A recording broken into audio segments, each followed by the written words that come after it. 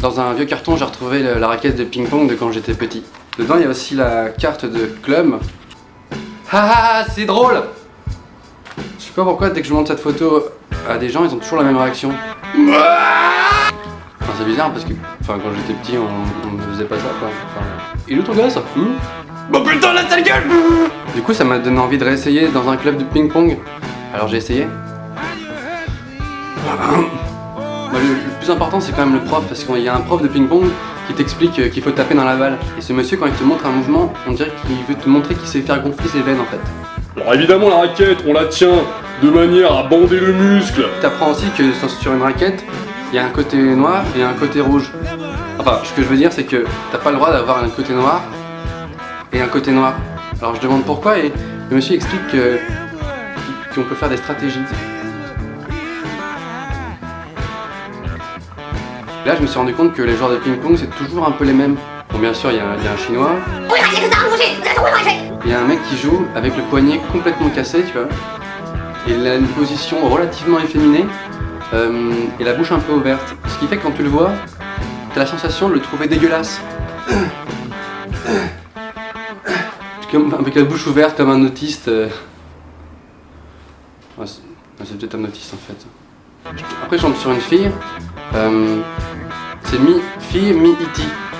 Elle joue de manière très stoïque contre la table avec juste la main qui bouge et le corps totalement fixe. Elle gagne toujours ses matchs parce qu'elle est tellement bizarre. Alors évidemment, j'ai perdu contre une fille. J'ai pas peur de perdre, mais ce qui me motive, hein, ce qui me fait battre le cœur, ce qui me donne mon énergie, c'est avant tout mes gosses. Donc t'as le monsieur qui a, on dirait qu'il a une grave maladie et qui joue au ping-pong pour s'en sortir, pour essayer d'oublier. Enfin, c'est bizarre parce qu'il parle assez fort et ensuite il te regarde comme si tu devais répondre un truc. Faut moitié les balles! Et tu sais pas quoi.